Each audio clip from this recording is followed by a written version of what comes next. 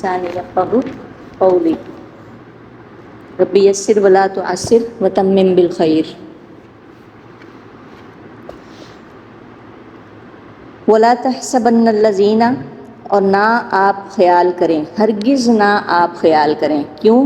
کیونکہ اس میں نون تاکید ہے، نون مشدد ہے، اس وجہ سے یہاں پر آئے گا آپ ہرگز نہ گمان کریں، یعنی اس بارے میں خیال تک بھی نہ لے کے آئیں کہ الذین، ان لوگوں کے بارے میں قتلوا، جو قتل کر دیے جاتے ہیں یا مارے جاتے ہیں فی سبیل اللہ، اللہ کے راستے میں، امواتن، کہ وہ مردہ ہیں۔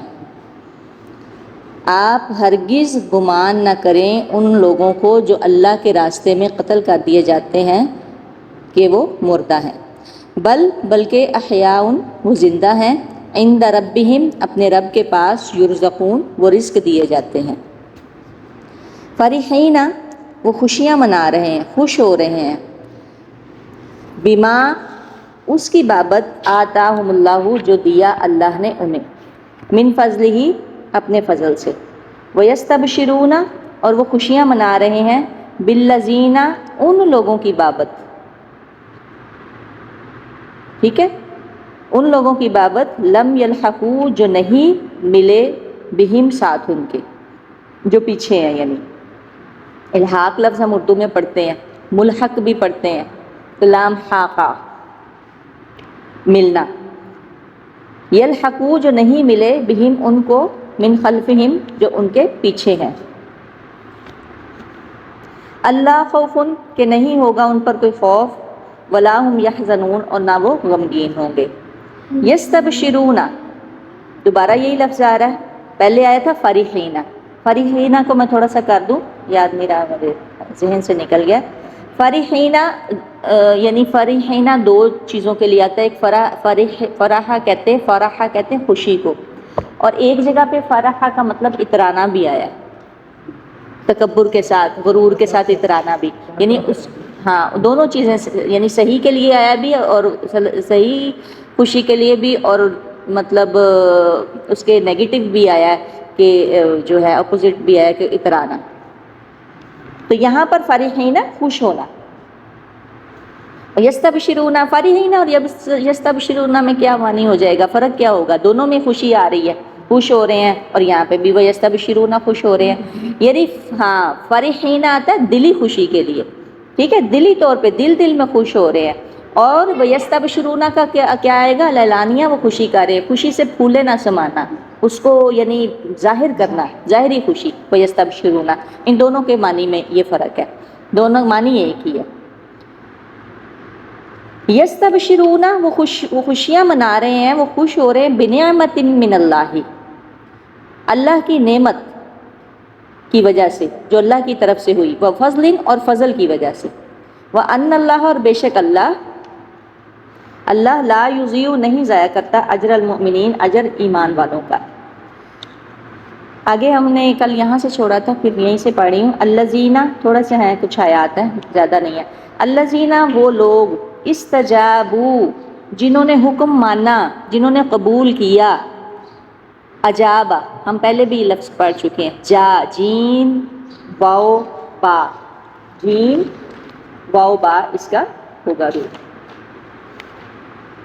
ہاں جی، پکار پر لبیک کہنا، پکار پر لبیک کہنا، الذین، وہ لوگ، استجابوا، جنہوں نے پکار پر لبیک کہی، للہ، اللہ کے لیے، والرسول، اور رسول کے لیے، یعنی ابھی ہم اس کو پڑھیں گے، حمراء الاسد پر جب دوبارہ رسول اللہ صلی اللہ علیہ وسلم نے جنگ کے لیے، جہاد کے لیے بلایا، تو دوبارہ وہ تیار ہو گئے، من بعد، بعد اس کے، ما اصابہم القرح، جو پہنچا انہیں زخم، اپنی زخمی ہونے کے باوجود بھی انہوں نے اللہ اور اس کے رسول کی پکار پر، ان کی دعوت پر لبیک کہا، للذین، واسطے ان کے، احسنوا، جنہوں نے اپنا کام اچھے طریقے سے کیا، آپ نے تو پڑھا نا، جو ان لوگوں کے لیے جو نیکوکار ہے، ہم یہاں پر کریں گے، احسن کسے کہا تھا؟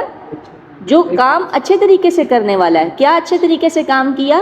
کہ ابھی تو آپ دیکھیں کہ انہیں زخم لگے ہوئے ہیں، ابھی تو بہت سارے زخمی ہیں، نصیبہ جو ان کا واقعہ، ام عمارہ رضی اللہ تعالیٰ عنہ کا واقعہ آتا ہے کہ کندھے پہ بڑا سخت گھاؤ ہے، اس کے باوجود چل پڑی ہیں، لیکن بے ہوش ہو کے گر گئیں اور نہ جا سکیں، جب فوری اگلے دن ہی بلا لیا تھا رسول اللہ صلی اللہ علیہ وسلم نے۔ آپ یہ دیکھیں کہ ہم تو اگر مطلب لاہور سے، اسلام آباد سے، کہیں اور سے سفر لمبا کر کے آئیں یا کہیں آؤٹ آف کنٹری گئے ہوں تو ہم سے تو دوبارہ اٹھا ہی نہیں جاتا، حج عمرہ کر کے ہی آ جاؤ تو نہیں اٹھایا جاتا، ایسے ہی ہوتا ہے نا، ہم اٹھ ہی نہیں سکتے۔ تو وہاں آپ دیکھیں کہ کتنی سخت تکالیف تھیں، آپ دیکھیں واقعہ کتنا لمبا ہے، 60 آیات ہیں جنگ احد کی قرآن پاک میں، اور جو ہے اس کے بعد فوری وہ اٹھ گئے، تو اس کی طرف اشارہ ہے۔ للذی احسنوا، واسطے ان کے جنہوں نے اچھے طریقے سے اپنا کام کیا، منہم ان میں سے، واتقوا اور وہ ڈرے، تقوی اختیار کرنے والے تھے، اجر عظیم، اجر ہے بہت بڑا ان لوگوں کے لیے جو نیکوکار ہیں، محسن ہیں، اچھے طریقے سے کام کرنے والے ہیں، اور جو متقی ہیں ان کے لیے کیا ہے، اجر ہے بہت بڑا۔ الذین، وہ لوگ، قال لہم، جب کہا جاتا ہے، جب کہا واسطے ان کے، الناس، لوگوں نے، الذین میں کون سے لوگ شامل ہوں گے؟ پہلے میں اس کو پورا پڑھ دوں پھر آپ کو سمجھ آئے گی۔ الذین، وہ لوگ، قال، جب کہا، لہم الناس، واسطے ان کے، الناس، لوگوں نے، عام لوگوں نے، ان الناس، کہ بے شک لوگوں نے، یہاں پہ کافروں نے کہہ لے بلکہ آپ، یہ الناس میں نا، یہاں پہ ان الناس میں سیکنڈ جو ناس ہے اس میں کافر کا ہے، بے شک کافروں نے، قد جمعوا، جمع کر لیا، لکم، تمہارے لیے، یعنی لشکر جمع کر لیا تمہارے لیے، فخشوہم، بس ڈرو ان سے، فزادہم ایمانا، تو زیادہ کر دیا، بڑھا دیا اللہ نے ان کے ایمان کو۔ اس بات نے، اس کو بریکٹ میں کر لیں گے، اس بات نے ان کے ایمان کو، زادہم، ان کے ایمان کو زیادہ کر دیا۔ وقالو، اور انہوں نے کیا کہا، حسبنا اللہ، کافی ہے، حسبی اللہ، ہم پڑھتے ہیں حسبی، کافی ہے میرے لیے، حسبی، کافی ہے میرے لیے، تو حسبنا، کافی ہے ہمارے لیے اللہ، ونعم الوکیل، وہ اچھا بہترین کارساز ہے۔ یہ جملہ، یہ کلمہ حسبنا اللہ ونعم الوکیل، ونعم الوکیل ایسا جملہ ہے، ایسا کلمہ ہے کہ آپ کو دشمن کے خوف سے نجات دیتا ہے، اور جب آپ سخت تکلیف میں ہوتے ہیں، جیسے کہ غزہ والوں کا اس وقت یہی کلمہ ہے، حسبنا اللہ ونعم الوکیل، آپ دیکھیں گے بچے بچے کی زبان پہ یہ حضرت ابراہیم علیہ السلام نے بھی پڑھا، اور یہ دشمن جب بالکل آمنے سامنے ہوتے ہیں نا تو تب بھی یہ پڑھا جاتا ہے، ٹھیک ہے۔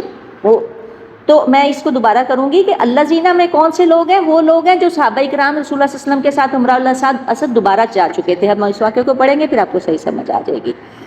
یہ جو دوبارہ جا چکے تھے، تیار ہو گئے تھے، ریڈی ہو گئے، بلکہ اللہ کے نبی کہا تھا کہ جو احد میں شریک تھے وہی آئے، وہی لوگ شامل ہوں دوبارہ۔ تو آئی تھنک یہ زیادہ کئی جگہوں پہ تو ایک دو جگہوں پہ پہلے 1500 بھی آیا، لیکن کئی جگہوں پہ ان کے بارے میں آتا ہے کہ یہ 70 صحابہ کرام تھے جو ریڈی ہوئے تھے۔ اور کہا ان کے لیے، الناس، لوگوں نے، کون سے لوگ اس میں شامل تھے؟ کہ جو کافروں کی طرف سے ایک لشکر بھیجا گیا تھا، ایک قبیلہ بھیجا گیا تھا، اور اس کا جو سردار تھا اس کا نام تھا آئی تھنک اشجعی، اس کا نام تھا، ہاں جی، نعیم بن مسعود الاشجعی، یہ کافروں کا سردار تھا۔ اس کے بارے میں آگے بھی بات آئے گی، ٹھیک ہے۔ اس کو بھیجا گیا تھا، اور اس کو کس نے بھیجا تھا؟ ابو سفیان نے بھیجا تھا۔ تو ہاں جی، پہلے ناس میں وہ آ جائے گا، نعیم بن مسعود الاشجعی اس کا نام تھا، اس کافر کا۔ اس کو ابو سفیان نے بھیجا تھا کہ جاؤ، جا کر ان کو جا کے ہمارے بارے میں ڈراؤ، کہ کیا ڈراؤ؟ کہ ان الناس، بے شک کافروں نے، قد جمعوا، تحقیق جمع کر لیے، لشکر تمہارے لیے، فخشوہم، ان سے ڈرو۔ بس اس بات نے ان کے ایمان کو اور زیادہ بڑھا دیا، ایمان والوں کے، اور انہوں نے کہا اللہ ہمیں کافی ہے، اور وہ بہترین کارساز ہے۔ فانقلبوا، بس وہ لوٹے، انقلاب بھی اسی سے ہے، پلٹنا، لوٹنا۔ فانقلبوا، پس وہ لوٹے، بنعمت من اللہ، اللہ کی نعمت کے ساتھ۔ یہاں پہ نعمت کا کیا مطلب ہے؟ یہاں پہ نعمت کا مطلب ہے کہ وہ یعنی سلامتی کے ساتھ لوٹے۔ اب کئی جگہوں پہ نعمت کا مطلب کیا آیا ہے قرآن میں نے پہلے بھی کہا تھا کہ نعمت اسلام کے لیے لفظ زیادہ تر یوز ہوا ہے، یہاں پہ نعمت سلامتی کے لیے یوز ہوا ہے، کہ نہ جنگ ہوئی، ابھی آپ اس کی ڈیٹیل پڑھیں گے، نہ جنگ ہوئی اور وہ سلامتی کے ساتھ لوٹ آئے۔ وفضل، اور فضل کے ساتھ. فضل کیسے؟ جنگ بھی نہیں ہوئی اور زخموں کی حالت میں نکل بھی پڑے تھے, اللہ نے آزمایا تو ڈبل اجر ہو گیا. پہلے بھی اللہ نے معاف کیا, دوہرا اجر مل گیا. ٹھیک ہے, یہ فضل تھا. لم یمسسہم, نہیں چھوا ان کو ان کسی بھی برائی نے, کسی زخم نے, کسی تکلیف نے. کسی بھی برائی کے لیے آتا, نہ کسی برائی نے, نہ کسی زخم نے, نہ کسی تکلیف نے. واتبعوا, اور انہوں نے پیروی کی, انہوں نے وہ پیچھے لگے رضوان اللہ, اللہ کی رضامندی کے, اللہ کی رضامندی کی انہوں نے پیروی کی. اور اللہ ذو فضل عظیم, بڑے فضل والا ہے. والا کا اس میں کون سا ہوگا ورڈ؟ ذو. والا ہے, فضل عظیم, بڑے فضل والا ہے. انما, بے شک صرف, ذالکم الشیطان, یہ تو شیطان تھا. اچھا یہاں پہ ذالکم آیا ہے, تو ذالکم کا معنی مجھے تھوڑا سا بتائیں گے یہاں پہ کیا ہوگا؟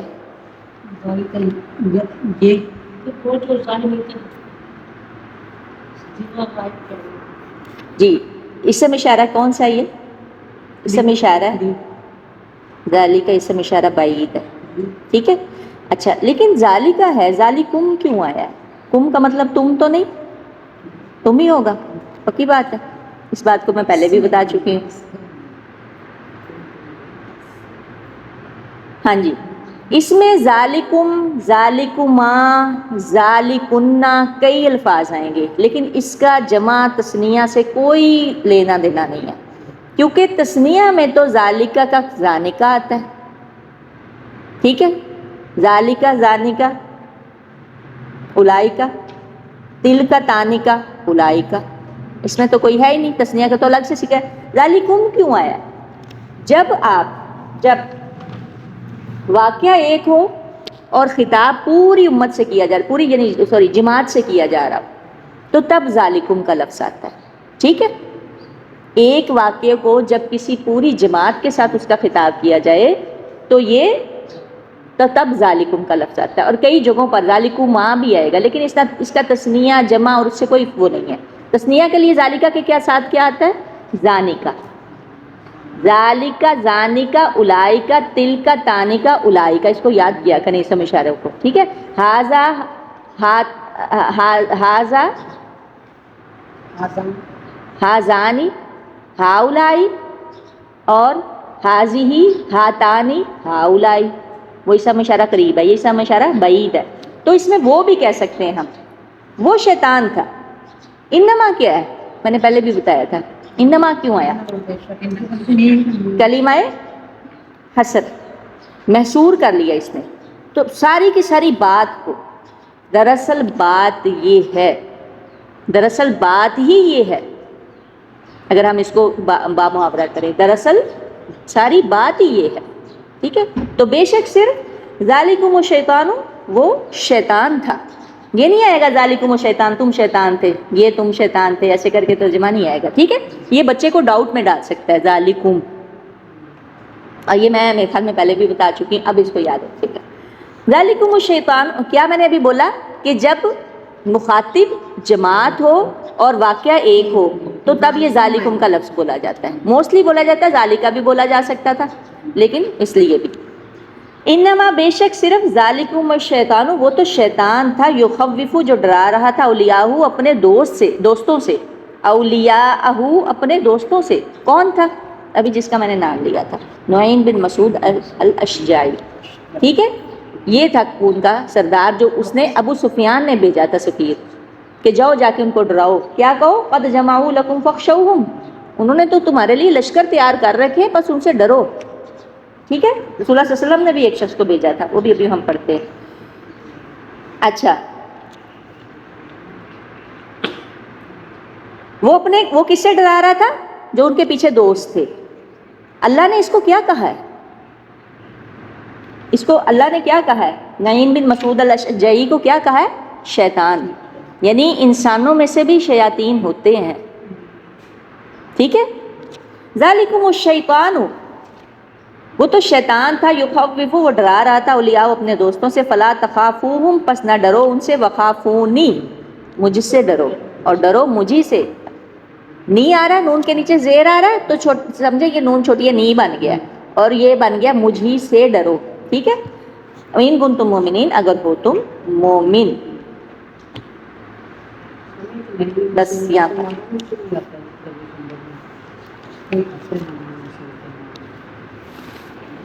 نائن دن مسعود کا یہ تو اسی کے لیے آیا اس کے بارے میں.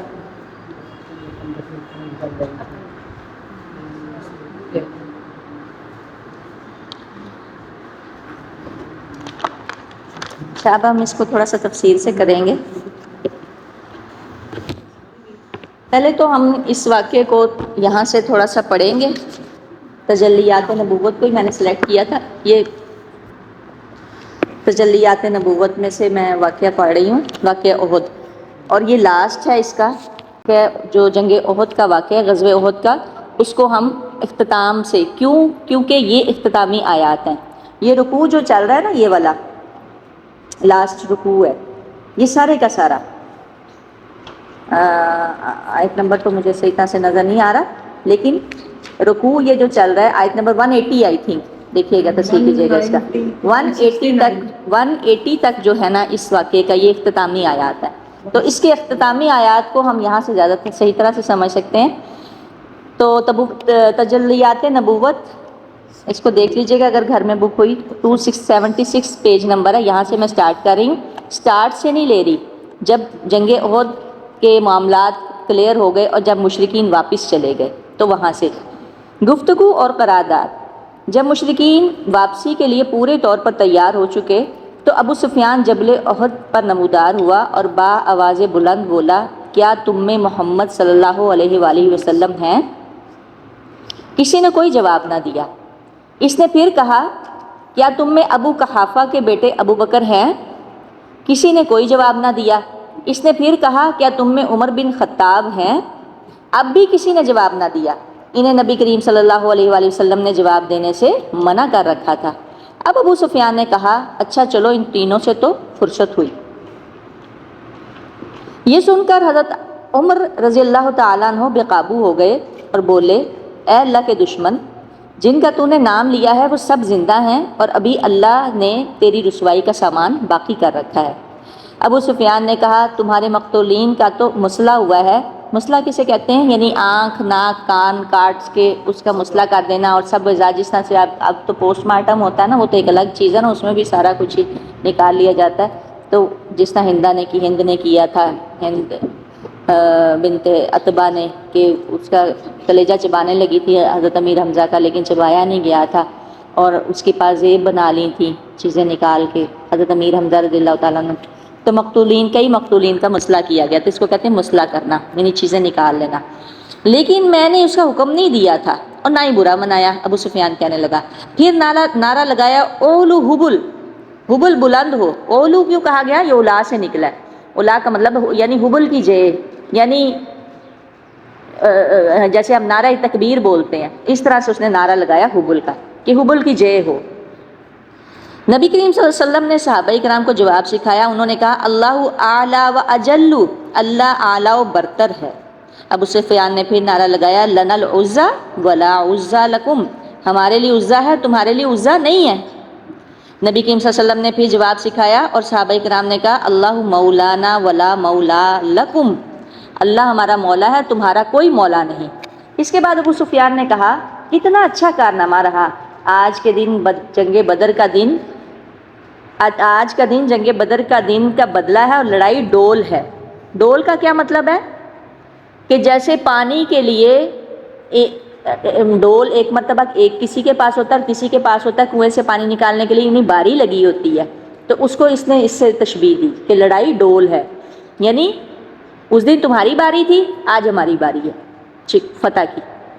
حضرت عمر فاروق رضی اللہ تعالیٰ نے فرمایا، برابر نہیں ہے، ہمارے مقتولین جنت میں ہیں اور تمہارے مقتولین جہنم میں ہیں. ٹھیک ہے، اس کی آیات اب ہم پڑھ چکے ہیں کہ تمہیں بھی پہنچے ہیں زخم اور انہیں بھی پہنچے ہیں، لیکن جو ہے معاملہ کچھ اور ہے. ابو سفیان نے کہا، تم لوگ یہی سمجھتے ہو، لیکن اگر ایسا ہوا تو ہم ناکام ہوں، نامراد رہے. پھر ابو سفیان نے حضرت عمر رضی اللہ تعالیٰ عنہ کو بلایا اور کہا، عمر میں اللہ کا واسطہ دے کر پوچھتا ہوں، کیا ہم نے محمد کو قتل کر دیا ہے؟ صلی اللہ علیہ وآلہ وسلم. حضرت عمر نے فرمایا واللہ نہیں، وہ اس وقت تمہاری باتیں سن رہے ہیں. ابو سفیان نے کہا تم میرے نزدیک ابن قیمیہ سے زیادہ سچے اور راست باز ہو. ابن قیمیہ کا نام کیوں لیا؟ کیونکہ اصل میں ابن قیمیہ نے ہی مصعب بن عمیر کو شہید کیا تھا، اس کے وار سے ہی مصعب بن عمیر شہید ہوئے تھے. اور مصعب بن عمیر رضی اللہ تعالیٰ عنہ کے رسول اللہ صلی اللہ علیہ وسلم سے ملتے جلتے تھے، ان کی مشابہت شکل صورت ملتی تھی. تو اس نے جا کے یہ بات کی تھی کہ میں نے رسول اللہ صلی اللہ علیہ وسلم کو شہید کر دیا. اس بات پہ اس نے کہا ابو سفیان نے کہ واللہ میرے نزدیک تم، یعنی ابو سفیان نے کہا تم میرے نزدیک ابن قیمیہ سے زیادہ سچے اور راست باز ہو. یعنی آپ دیکھیں کہ مسلمانوں کی سچائی، یہ عمر فاروق کو وہ کہہ رہا ہے. اور حالانکہ وہ اس وقت ابو سفیان ایمان نہیں لائے تھے، اس وقت کفر کی حالت میں تھے، اور وہ پھر بھی تعریف کر رہے ہیں عمر بن خطاب رضی اللہ تعالیٰ عنہ کی. اس کے بعد ابو سفیان نے پکار کر کہا آئندہ سال بدر میں پھر لڑنے کا وعدہ ہے. آپ کو پتہ نا کہ پہلے بڑے بڑے کافر مارے گئے تھے، ابو جہل بھی اور امیہ بن خلف بھی، سارے بڑے بڑے بدر میں مارے گئے تھے. یہ ایک سردار بچا تھا ابو سفیان، لیکن خیر بعد میں ایمان لے آئے تھے. رسول اللہ صلی اللہ علیہ وسلم نے ایک صحابی سے فرمایا، ابو سفیان نے کہا آئندہ بدر میں پھر لڑنے کا وعدہ ہے. رسول اللہ صلی اللہ علیہ وسلم نے ایک صحابی سے فرمایا کہہ دو ٹھیک ہے، اب یہ بات ہمارے اور تمہارے درمیان طے ہی رہی، یعنی ہم لڑیں گے، ہم اب اس بات سے ہٹیں گے نہیں.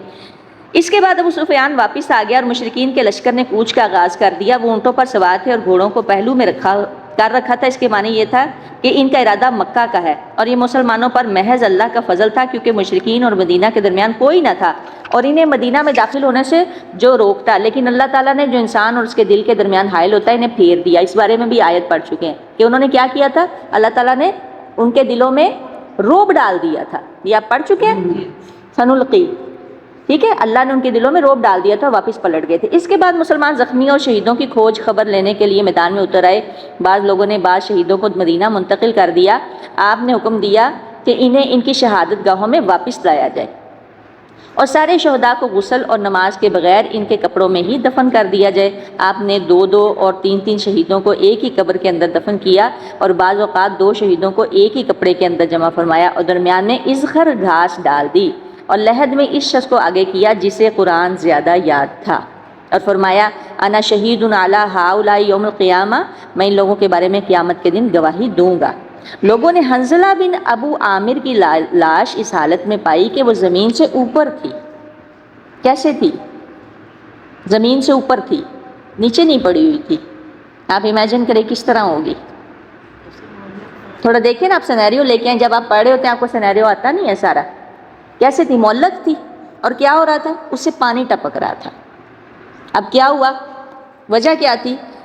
آپ نے فرمایا ان الملائکۃ تغسلہ، فرشتے انہیں غسل دے رہے ہیں.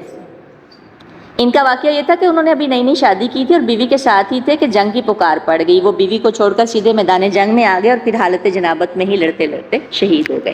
آج کل کی بیویاں تو کبھی بھی نہ جانے دیں. پروٹیسٹ کے لیے بلائیں نا، وہاں نہیں آتے کہ پولیس پکڑ کے لے جائے گی، جیل میں نہ جانا پڑ جائے. یہ حالات ہے آج کے مسلمان. اور وہ دیکھیں نئی نویلی دلہن کو چھوڑ کے آگے اور جنابت کا غسل بھی نہیں کیا.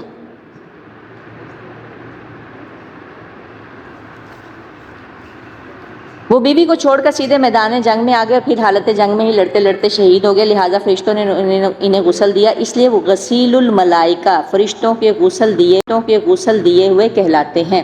یہی وہ حنظلہ تھے جن کے بارے میں ایک واقعہ نہیں آتا جو کہنے لگے گھر سے نکلے کہ حنظلہ منافق ہو گیا، حنظلہ منافق ہو گیا. ایک واقعہ آپ پڑھتے ہوں گے حنظلہ کے بارے میں رضی اللہ تعالیٰ عنہ کے بارے میں. اور کہنے لگے میں منافق ہو گیا. کیسے منافق ہو گیا کہ گھر جاتے تھے تو اور معاملات ہوتے تھے. جیسے اب ہم یہاں بیٹھے ہیں تو سارے اچھے ہیں، گھروں میں جائیں گے تو سب کچھ ہی چل رہا ہوتا ہے. تو وہ یہ سب کچھ دیکھتے ہیں نا تو وہ کہتے ہیں کہ حنظلہ منافق ہو گیا. پھر اللہ کے نبی نے فرمایا کہ نہیں، یہ ایمان ہے، گھٹتا بڑھتا ہے. یعنی اب لازمی نہیں کہ آپ گھر والوں میں بالکل ویسے ہی ہو جائیں، ان میں جیسا بھی ہونا پڑتا ہے، بچوں میں رہ کے بچوں جیسا بھی ہونا پڑتا ہے. اس لیے حضرت حمزہ کو اتنی چھوٹی چادر میں کفنایا گیا کہ اگر سر ڈھانکا جاتا تو پاؤں کھل جاتے اور پاؤں ڈھانکے جاتے تو سر کھل جاتا. چنانچہ پاؤں پر ازخر گھاس ڈال دی گئی. یہی صورتحال مصعب بن عمیر رضی اللہ تعالیٰ عنہ کے ساتھ پیش آئی. یہ تھے رسول اللہ صلی اللہ علیہ وسلم کے جو جن کا چہرہ ملتا تھا۔ رسول اللہ صلی اللہ علیہ وسلم مسلمان شہداء کے دفن اور ان کے لیے دعا سے فارغ ہو چکے تو مدینے کا رخ کیا۔ راستے میں کچھ عورتیں ملے جن کے اقارب شہید ہو گئے تھے۔ رسول اللہ صلی اللہ علیہ وسلم نے انہیں تسلی دی اور دعا فرمائی۔ بنو دینار کی خاتون آئی جن کے شوہر، بھائی اور باپ تینوں شہید ہو گئے تھے، شوہر بھی شہید ہو گیا، بھائی بھی، باپ بھی۔ جب انہیں ان لوگوں کی شہادت کی خبر دی گئی تو پوچھنے لگے کہ رسول اللہ صلی اللہ علیہ وسلم کا کیا ہوا؟ لوگوں نے کہا آپ بحمدللہ جیسا تم چاہتی ہو ویسے ہی ہیں، یعنی رسول اللہ صلی اللہ علیہ وسلم اللہ کے فضل و کرم سے جیسا آپ چاہ رہی ہیں ویسے ہی ہیں، یعنی ٹھیک ہیں۔ خاتون نے کہا ذرا مجھے آپ دکھلا دو۔ لوگوں نے انہیں اشارہ سے بتلایا۔ جب ان کی نظر آپ پر پڑی تو بے ساختہ پکار اٹھی، کل مصیبت بعد جلل، کہ آپ کے بعد ہر مصیبت ہیچ ہے، یعنی نہ اسے اپنا باپ، نہ بیٹا، بیٹا تو نہیں، شوہر اور بھائی تینوں بھول گئے، اور وہ کہنے لگی کہ آپ کے بعد ہر مصیبت ہیچ ہے، یعنی آپ ٹھیک ہے تو سب ٹھیک ہے۔ مدینہ پہنچ کر مسلمانوں نے ہنگامی حالت میں رات گزاری۔ زخم، تھکان، غم و علم نے انہیں چور چور کر رکھا تھا۔ اب آپ نے یہاں سے سمجھنی ہے یہ جو آیات ہم نے اب پڑھی ہیں، ٹھیک ہے؟ پھر بھی وہ مدینے کا پہرا دیتے رہے اور رسول اللہ صلی اللہ علیہ وسلم کی حفاظت پر متعین رہے۔ ادھر رسول اللہ صلی اللہ علیہ وسلم نے محسوس کیا کہ دشمن کی نقل و حرکت پر نظر رکھنا ضروری ہے تاکہ اگر وہ مدینہ واپس آنے کی کوشش کرے تو اس سے کھلے میدان میں ہی دو ہاتھ کر دیے جائیں۔ غزوہ حمر الاسد، اب یہ واقعہ آ رہا ہے۔ چنانچہ صبح ہوئی، یعنی آپ دیکھیں رات کو آئے ہیں تو زخموں سے چور چور ہیں، اس ٹائم کوئی ایمبولینس تو نہیں ہوتی تھی۔ یہاں پہ آپ کو چھوٹا سا کوئی زخم لگ جائے، کچھ بھی ہو جائے تو آپ فوری 112 بلا لیتے ہیں، ہاسپٹلز ہیں، ایمرجنسی سہولیات ہیں۔ یہ اور بات ہے کہ ایمرجنسی بالکل ناقص ہے، ڈاکٹرز ہیں، سب کچھ ہے۔ اس وقت تو کچھ بھی ایسا نہیں ہوتا تھا نا، کوئی ہلدی پٹی مرہم، کوئی جیسے رسول اللہ صلی اللہ علیہ وسلم کو چٹائی جلا کے حضرت فاطمہ رضی اللہ تعالیٰ نے ان کے زخم پر رکھی تھی تاکہ خون، بلڈ جو ہے وہ رک جائے، اس وقت تو ایسا کچھ نہیں تھا ہوتا۔ تو کیا ہوا؟ چنانچہ صبح ہوئی تو آپ نے مسلمانوں میں اعلان فرمایا دشمن سے مقابلے کے لیے چلنا ہے اور صرف وہی آدمی جا سکتا ہے جو معرکہ احد میں موجود تھا۔ یعنی اب اور یہ نہیں ہے کہ آپ زخمی ہیں چلیں آپ آرام کر لیں، اسٹے کریں، ریسٹ کریں، دوسرے چلے جاتے ہیں، نہیں، وہ جائیں گے جو اس میں شامل تھے۔ کتنی بڑی آزمائش تھی، چھوٹی ہے؟ ہم لوگ کیسے چھوٹے چھوٹے معاملات میں تھک جاتے ہیں، اللہ ہمیں معاف کر دے۔ سب سے پہلے تو ماں اپنے بیٹے کو کہتی کوئی روڈ پہ ایکسیڈنٹ ہو جائے نا تو بیٹھے ہو نا تو کہہ دے کہ خبردار اگر یہاں سے اٹھے تو مرنا ہے تم نے اس کو بچا کے۔ ہم دوسروں کو نہیں بچانے کے لیے نکلتے، اسلام کو کیا بچائیں گے؟ ماں خود اپنے بچے کو روک رہی ہوتی ہے، میں نے ایسے سین خود دیکھے ہیں کہ ماں اپنے بچے کو روک رہی ہوتی ہے کہ رک جاؤ، تم دوسروں کی لڑائیوں میں کیوں پڑ رہے ہو، بیٹھے رہو یہیں پہ۔ نہیں مما، اس کا بلڈ ضائع ہو رہا ہے، خبردار اگر گئے تو۔ یہ تو حالات ہیں ہم لوگوں کے۔ تو دشمن سے مقابلے کے لیے چلنا ہے، صرف وہی آدمی جا سکتا ہے جو معرکہ احد میں موجود تھا۔ لوگوں نے کہا سمعوا واطاعوا، ہم نے بات سنی اور مانی۔ چنانچہ لوگ مدینے سے چل پڑے اور 8 میل دور حمراء الاسد پہنچ کر، وہاں پہ اب کوئی گاڑیاں تو ہوتی تھی نہیں تھیں، کوئی پجاروز تو ہوتی نہیں تھیں، یا کوئی کیا کہیں کوئی بسیں تو ہوتی نہیں تھیں کہ 8 میل دور پیدل چلے۔ پھر دوبارہ حمراء الاسد پہنچ کر پڑاؤ ڈال دیا۔ ادھر مشرکین نے مدینے سے 36 میل دور مقام روحا پر پہنچ کر پڑاؤ ڈالا، وہاں مدینہ پلٹنے کے لیے مشورہ شروع کر دیا۔ انہیں افسوس تھا کہ انہوں نے ایک بہترین موقع ہاتھ سے جانے دیا۔ کون سا موقع؟ کہ جس میں پتا تھا کہ مدینہ پیچھے کوئی نہیں ہے، مسلمان یہاں پہ زخموں سے چور ہیں، ہم جائیں پیچھے سارا کچھ لوٹ لیں۔ انہیں اس بات کا رنج تھا، وہ واپس آئے تھے۔ پھر اسی دوران معبد بن ابو معبد خزائی جو رسول اللہ صلی اللہ علیہ وسلم کے خیر خواہوں میں سے تھا، حمراء الاسد میں آپ کے پاس آیا اور احد کے واقعے پر آپ سے تعزیت کی، اور آپ نے اسے فرمایا ابو سفیان سے ملو اور اس کی حوصلہ شکنی کرو، یعنی اس کا حوصلہ توڑو جا کر۔ یہ رسول اللہ صلی اللہ علیہ وسلم نے اس کو بھیجا تھا۔ معبد روحا پہنچا۔ اس وقت مشرکین مدینہ واپسی کا فیصلہ کر چکے تھے، یعنی واپس آنا چاہ رہے تھے، دوبارہ وہاں سے لوٹ کے پھر آ رہے تھے، کیونکہ انہیں پتا تھا کہ اب حالات نازک ہیں تو ہم دوبارہ چڑھائی کر لیں اور مکمل طور پہ خاتمہ کر دیں۔ معبد نے انہیں بری طرح ڈرایا، کہا محمد صلی اللہ علیہ وسلم ایسی جمعیت لے کے نکلے ہیں کہ میں نے کبھی ویسی جمعیت دیکھی ہی نہیں، سارے لوگ تمہارے خلاف غصے سے کباب ہوئے جا رہے ہیں اور تم پر اس قدر بھڑکے ہوئے ہیں کہ میں نے اس کی مثال ہی نہیں دیکھی، اس لیے میرا خیال ہے کہ تم کوچ کرنے سے پہلے اس لشکر کا ہر اول دستہ اس ٹیلے کے پیچھے سے نمودار ہوتا ہوا دیکھ لو۔ اسے ڈرا دیا، یعنی اور یہ رسول اللہ صلی اللہ علیہ وسلم کے کہنے پہ اس نے مابت نے کیا۔ یہ سن کر مکی لشکر کے عزائم ڈھیلے پڑ گئے اور ان کے حوصلے ٹوٹ گئے، یعنی یہ بھی جنگی چال ہے یہ۔ چنانچہ ابو سفیان نے صرف جوابی اعصابی جنگ پر اکتفا کیا، یعنی یعنی نفسیاتی طور پہ بس اس نے کہا کہ چلو ٹھیک ہے اگر جنگ ہم جیت گئے ہیں، اور ایک قافلے کو مکلف کیا کہ وہ مسلمانوں سے کہے ان الناس قد جمعوا لکم فخشوہم، ابھی جو ہم آیت پڑھ چکے، ٹھیک ہے، جو میں نے بتایا تھا پہلا ناس اور دوسرا ناس، ٹھیک ہے، یہ اس شخص کے لیے آیا تھا، کیا نام تھا اس کا؟ نعیم بن مسعود بن اشجعی، ٹھیک ہے، اس شخص کے بارے میں اس کو بھیجا، وہ قافلے کا سردار تھا، اس لیے میں نے اس واقعے کو پڑھا تاکہ آپ کو صحیح سمجھ میں آ جائے۔ ان الناس قد جمعوا لکم فخشوہم، لوگ تمہارے خلاف جمع ہیں، ان سے ڈرو، یعنی انہوں نے لشکر تیار کیے ہیں تاکہ مسلمان اس کا تعاقب نہ کریں، اور خود وہ جلدی سے مکہ کوچ کر گیا۔ رسول اللہ صلی اللہ علیہ وسلم نے تو مابد کو بھیجا تھا نا، ابو سفیان نے کیا کیا، اس کے بدلے میں اشجعی کو بھیج دیا کہ جاؤ، نعیم کو بھیج دیا کہ جاؤ تم جا کے لوگوں کو ڈراؤ کہ مسلمان ان کا پیچھا نہ کریں، اور خود جلدی سے مکے کوچ کر گیا۔ جہاں تک مسلمانوں کا تعلق ہے تو یہ دھمکی ان پر کچھ اثر انداز نہ ہوئی، بلکہ قرآن نے کیا کہا ہے، فزادہم ایمانا، اسی آیت میں، ٹھیک ہے، وقالوا حسبنا اللہ ونعم الوکیل، اور انہوں نے کہا کہ ہمیں اللہ ہی کافی ہے اور وہ بہترین کارساز ہے۔ اس نے ان کے ایمان کو بڑھا دیا اور انہوں نے کہا اللہ ہمارے لیے کافی اور اللہ بہترین کارساز ہے۔ فانقلبوا بنعمت من اللہ وفضل لم یمسسہم، یہ ہم آیات پڑھ چکے، سو واتبعوا رضوان اللہ واللہ ذو فضل عظیم، چنانچہ وہ اللہ کی نعمت اور فضل کے ساتھ پلٹے، انہیں کسی برائی نے نہ چھوا اور انہوں نے اللہ کی رضامندی کی پیروی کی، اور اللہ بڑے فضل والا ہے۔ یہ تجلیات نبوت کے پیج میں نے 276 ٹو 281 تک اس کی ریڈنگ کی ہے، یہ آپ دیکھ لیجئے گا، ٹھیک ہے۔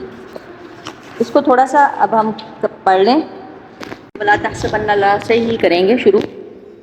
میں تھوڑا سا چاہ رہی ہوں کہ یہ سبق بہت امپورٹنٹ ہے، اور اسی چیز کا فقدان ہے، کر لیں آپ، اسی چیز کا فقدان ہے ہمارے اندر کہ ہم شہادت کی موت سے ڈرتے ہیں۔ میں اس لیے اس سبق کو دوبارہ سلیکٹ کیا تاکہ یہ اچھی طرح سے سمجھے، اور شہادت کا جب تک علم نہیں نہ ہوگا آپ کے اندر تڑپ نہیں ہوگی، جب تک آپ اس کے بارے میں جانیں گے نہیں کہ وہ کیا چیز ہے۔ ایک تو ہوتا ہے نا پتہ ہوگی جی شہید کو بس جنت ملنی ہے، شہید کو جنت ملنی ہے اور بس، ایسا آپ کو بہترین چیز معلوم ہونی چاہیے کہ ہے کیا ہے، اصل میں کیا ہے۔ تو اللہ تعالیٰ فرما رہے ہیں کہ وَلَا تَحْسَبَنَّ الَّذِينَ، اور آپ یہ تحسبنہ کا جو لفظ ہے نا، ہرگز نہ گمان کرے، ہرگز مردہ نہ سمجھے، بلکہ کیا ہے، وہ اپنے رب کے پاس زندہ ہیں، اور کیا یرزقون، رزق دیے جاتے ہیں، ٹھیک ہے۔ اس کے بارے میں میں تھوڑی سی پڑھوں گی، اور وہ کہ مسند احمد میں جو روایت ہے آئی ہے، یا بلکہ ہم یہاں سے شروع کرتے ہیں کہ جو موت کا لفظ ہے نا، اللہ نے یہ کیوں کہا ہے کہ مردہ نہ کہو، مردہ نہ کہو، یہ کیوں کہا ہے؟ کبھی سوچا ہے آپ نے؟ حالانکہ اس کی تو بیوہ جو ہوتی ہے اس کی شادی بھی ہوتی ہے، اور بعد میں اس کی وراثت بھی تقسیم ہو رہی ہوتی، مر تو واقعی وہ ریئل میں جاتا ہے، اللہ تعالیٰ مردہ کیوں نہیں کہنے دیتے؟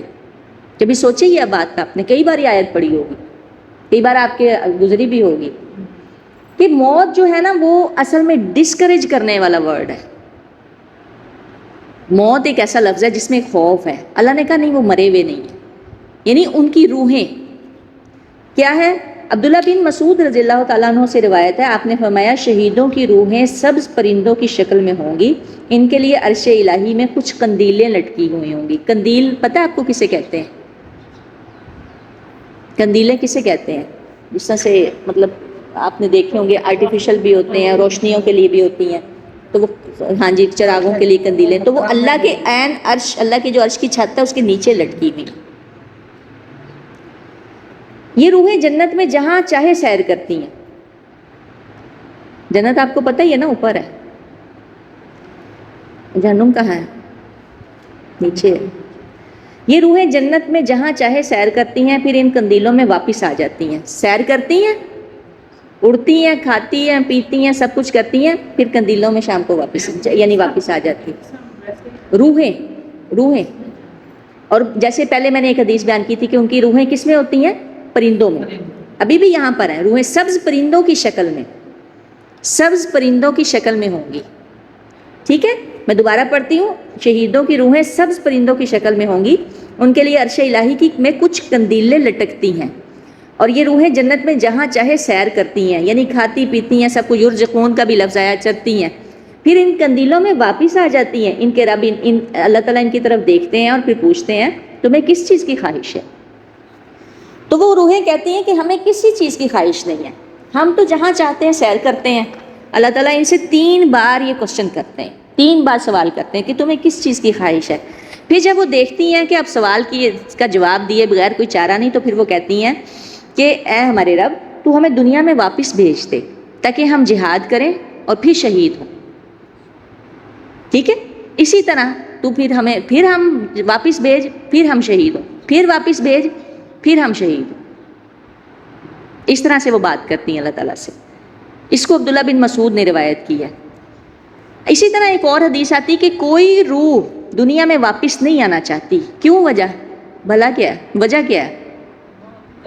موت کی تکلیف، سخت موت کا تکلیف. آپ کو پتہ، آپ نے پڑھا ہی ہے کہ رسول اللہ صلی اللہ علیہ وسلم نے کیا فرمایا تھا کہ موت کے وقت سختی ہیں، موت کے وقت سختی ہیں، کہ موت کی تکلیف کی وجہ سے دنیا میں واپس نہیں آنا چاہتی مگر سوائے شہید کی روح کے، کیونکہ اسے چیونٹی کے کاٹنے جتنی تکلیف ہوتی ہے.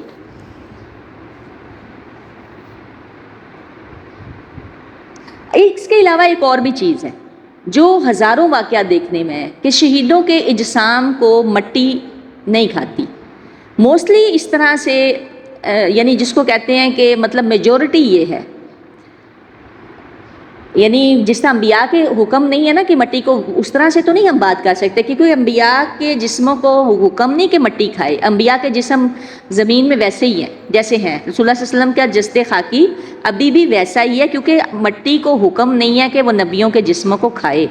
لیکن شہید کے بارے میں بھی میجورٹی اس طرح سے واقعات آتے ہیں، مطلب اس طرح سے تو نہیں جس طرح انبیاء کے حکم کو مٹی کو حکم دے دی، لیکن کئی واقعات ایسے آتے ہیں. عراق کا واقعہ شاید آپ لوگوں نے سنا ہو کہ جب صحابہ کرام کی قبروں کو نکالا گیا اور انہیں منتقل کیا گیا کیونکہ پانی آ گیا تھا، کچھ اس طرح کا معاملہ ہو گیا تھا، تو وہاں پہ بھی ابھی میں وہ جابر کا واقعہ پڑھتی ہوں، حضرت جابر رضی اللہ تعالیٰ عنہ کا، تو اس میں بھی کئی شہداء کو منتقل کیا گیا تھا دوسری قبروں میں.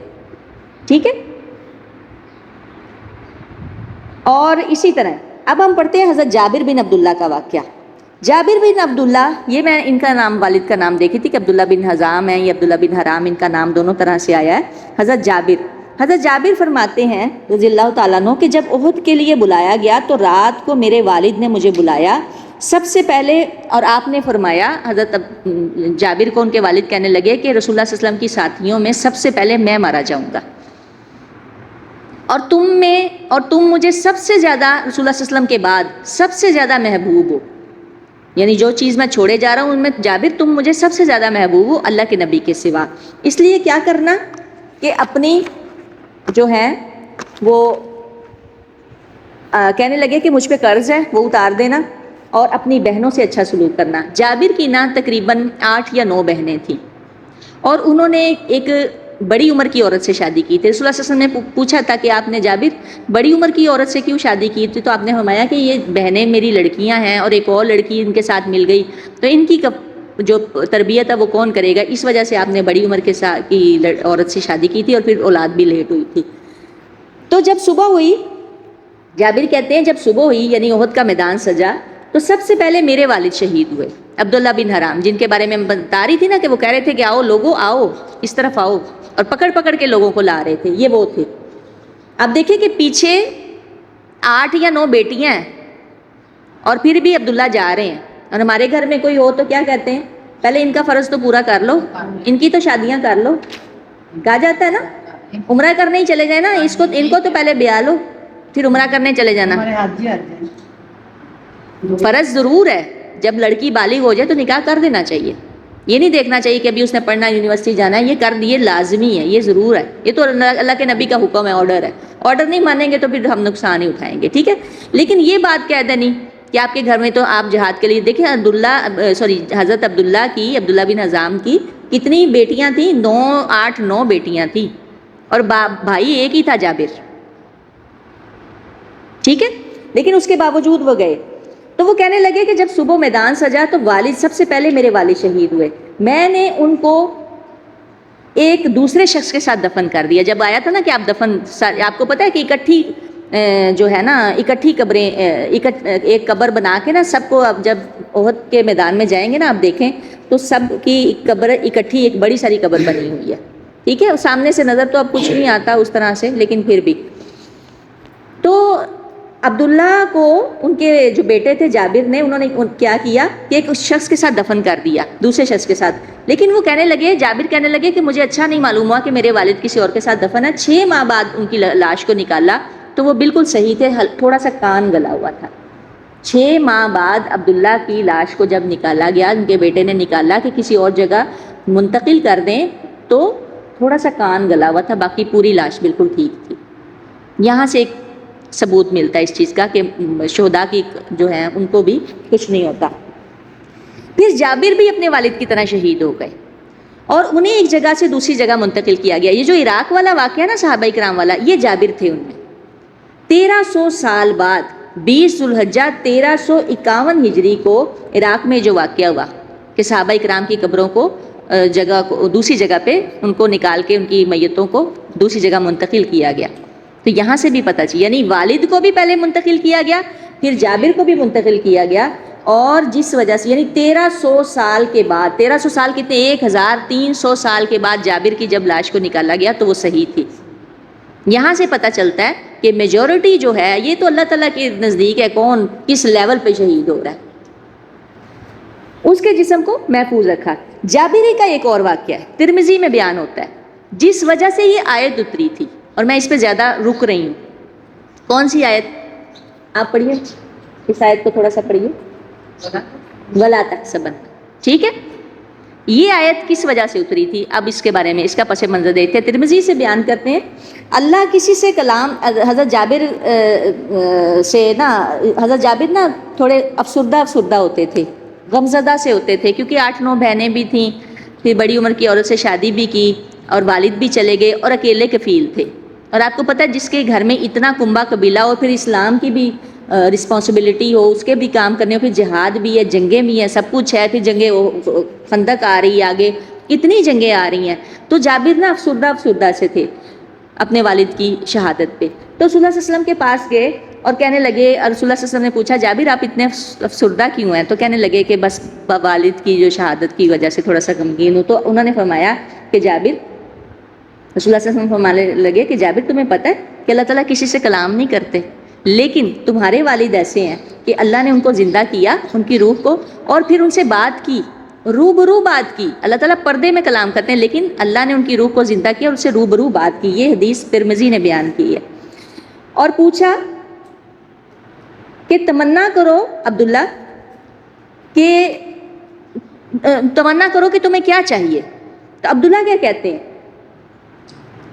اللہ کے نبی فرماتے ہیں کہ تیرے والد نے کہا اے میرے پروردگار مجھے دوبارہ زندگی دے تاکہ میں دوسری مرتبہ تیری راہ میں شہید ہوں. انہوں نے یہ نہیں کہا کہ دوبارہ زندگی دے میں اپنی جا کے بیٹیوں کو جا کے دیکھوں. انہوں نے کہا یا اللہ مجھے دوبارہ زندگی دے, میں دوبارہ شہید ہوں تیری راہ میں. یہ آیت اس لیے اتری تھی, ٹھیک ہے. اللہ تعالیٰ کیا فرماتے ہیں؟ اللہ تعالیٰ نے فرمایا یہ بات پہلے سے طے ہو چکی ہے کہ لوگ دنیا کی طرف نہ پلٹیں گے, یعنی اب کوئی مر گیا ہے نا تو وہ واپس نہیں جا سکتا, ورنہ شہید کی یہی آرزو ہوگی کہ وہ واپس جائے, پھر شہید ہو, پھر واپس جائے. پھر اللہ کے نبی نے کتنی مرتبہ فرمایا تھا؟ 3 دفعہ فرمایا تھا کہ میں شہید کیا جاؤں, پھر واپس جاؤں, پھر شہید کیا جاؤں. تو حالانکہ ان کے بچے چھوٹے تھے. تو فرحین بما آتاہم اللہ, اللہ تعالیٰ نے انہیں جو دے رکھا اپنے فضل سے وہ بہت خوش ہیں, خوشیاں منا رہے ہیں. تو ہوتی ہے نا اس کے ساتھ کوئی نہ کوئی واقعہ ہوتا ہے, اس کو یاد رہتا ہے. تو ہر کسی کا اپنا اپنا کوئی نہ کوئی واقعہ ہوگا. تو صحابہ ہمیں دین ملا ماں کے پیٹ سے, ہمیں اس کی قدر کوئی نہیں ہے. صحابہ کرام نے قربانیاں دی ہیں, اپنے بچے, اپنی اولادیں, اپنے باپ بھائی, اپنے مال, سب کچھ دیا ہے. مصعب بن عمیر کے بارے میں آپ یقین کریں, جہاں سے گزرتے تھے نا خوشبو سے لوگ پہچان جاتے تھے مصعب بن عمیر گزر رہے ہیں. اور آخر میں کیسے دفن کیا تھا؟ آخر میں کیا تھا؟ کپڑے بھی نہیں تھے, کفن بھی نہیں تھا. چادر جب کفن ڈالا تو سر پہ ڈالا, سر ڈھکتے تو پاؤں کھل جاتے, اور پاؤں ڈھانپتے تو سر کھل جاتا، جس کی وجہ سے ازخر گھاس ڈالی گئی تھی ان پہ. یہ مصعب بن عمیر ہے. حالانکہ یہ اتنے امیر تھے، اتنی خوشبوؤں میں رہتے تھے اور اتنے خوبصورت تھے اور اتنے نفیس کپڑے پہنتے تھے، اعلیٰ درجے کا کپڑا پہنتے تھے مصعب بن عمیر. آپ ان کی ڈیٹیل پڑھیے گا کبھی، ان کو گوگل کیجئے گا مصعب بن عمیر کو، ان کے بارے میں پڑھیے گا یہ کون تھے اور آخر میں جو تھے کہ کس طرح سے شہید ہو گئے. ٹھیک ہے، اس لیے ہمیں دین ملا ماں کے پیٹ سے، ہمیں قدر، وہ کہتے ہیں نا گھر کی مرغی دال برابر، کہتے ہیں نا جی. اللہ کے نبی نے جو ہے نا احد کے شہداء کو بغیر غسل کے بغیر کفن کے دفن کر دیا تھا. دے دیں تو کوئی مسئلہ نہیں ہے، لیکن اگر آپ اس میں دفن کر دیں تو تب بھی کوئی مسئلہ نہیں. واللہ علم اس کے بارے میں نہیں ہے، لیکن احد کے میدان میں ایسے ہی ہوا تھا. ٹھیک ہے، اب ہم ان جیسے تو نہیں ہو سکتے. ہاں ہاں جی، تو اس لیے ان کے یعنی آپ یہ دیکھیں. اور اس کے بارے میں آتا ہے کہ ایک کوشچن بھی آیا ہے اس میں، ہو گیا یہ تو یہ کلمہ آپ یہ دیکھ لیجئے گا، حسبنا اللہ و نعم الوکیل. ہم اس کو سم اپ کرتے ہیں.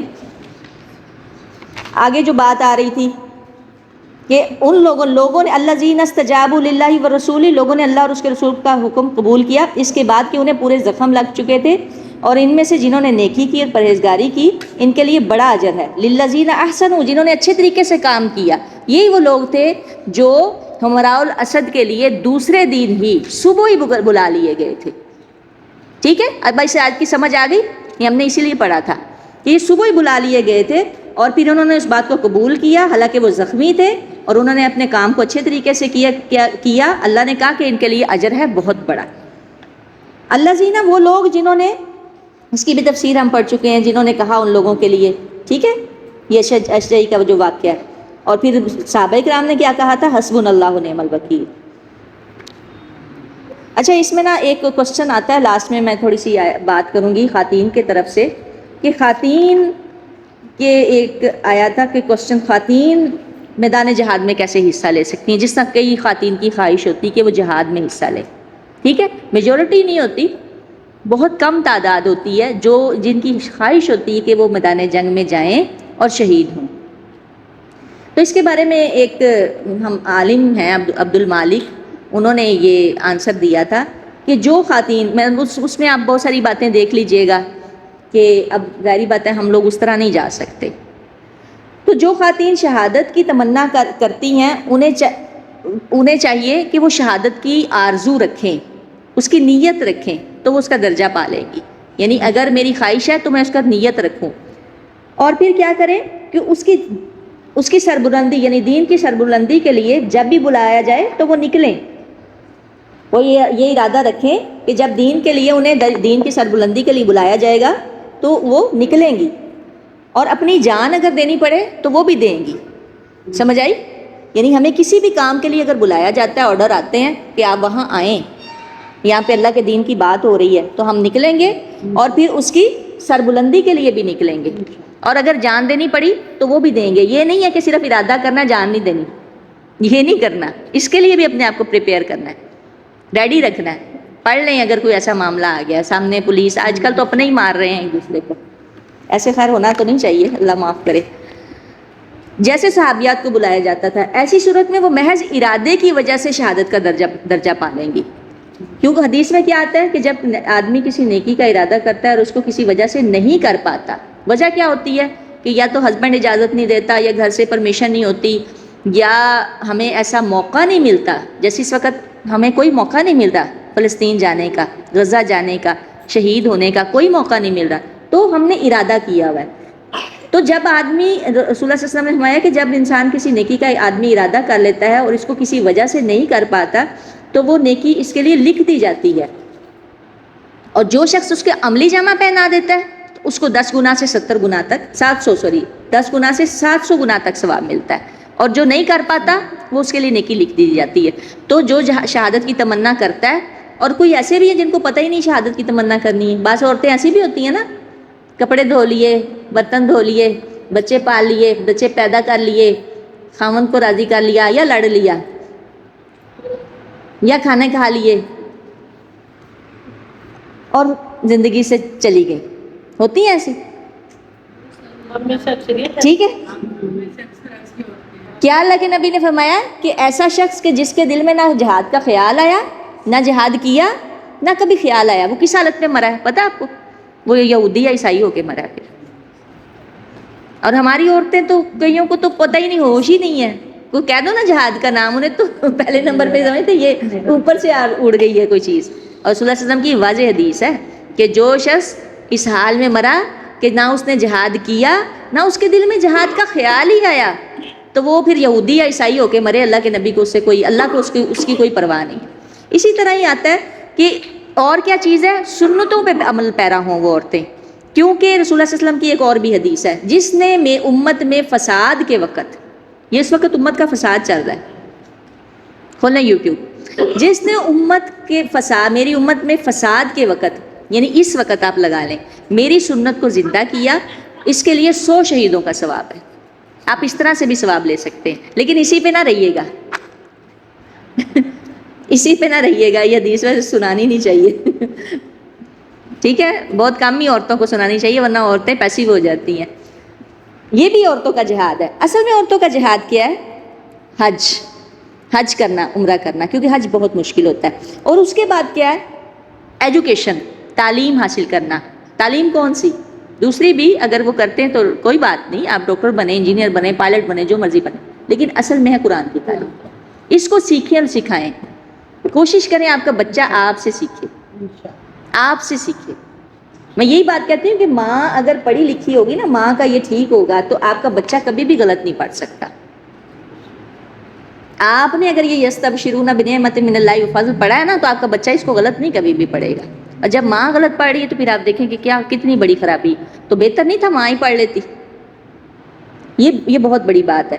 تو سب سے بڑا ان کا جہاد، جیسے کہ اللہ تعالیٰ نے قرآن کریم میں فرمایا، اس کی میں دلیل یہاں سے دے دیتی ہوں کہ وَجَاهِدْهُمْ بِهِ جِهَادًا كَبِيرًا. اللہ تعالیٰ نے قرآن کے بارے میں فرمایا، اس قرآن کے ذریعے ان سے نا جو کفار ہیں ان سے جہاد کرو. یعنی صلی اللہ علیہ وسلم نے 23 ایئرس تک کس کی تبلیغ کی؟ قرآن کی نا. اتنے جو مسائل آئے کس وجہ سے آئے؟ یک و باطل میں فرق اسی کی وجہ سے آئے تھے نا، قرآن ہی لے کے آئے تھے نا. تو اس کی تعلیم، اس کو سیکھنا اور اس کو سکھانا، آگے صرف سیکھنا نہیں، سکھانا بھی آگے. تو یہ بھی جہاد ہی ہے. ٹھیک ہے، ہم آج ساری شہادت پہ ہی بات کریں گے. اور اس کے علاوہ شہادت کا علم، جو میں نے سب سے پہلے بات کی تھی، کہ اگر آپ کو شہادت کا علم نہیں ہے نا کہ شہادت کیا ہے، اب ہو گیا تھوڑا بہت، تھوڑا سا ملا، کوئی مائنس 0.-1 پوائنٹ کو ملا آپ کو. ٹھیک ہے، الحمدللہ. اگر آپ کو اس کا پتہ نہیں ہوگا تو پھر آپ کو اس کی جو ہے نا اس کی طلب نہیں ہوگی، اور جب پتہ چل جائے گا تو پھر آپ اس کی آرزو کریں گے. سبحانک اللہم و بحمدک ونشہد ان لا الہ الا انت نستغفرک و اتوب الیک.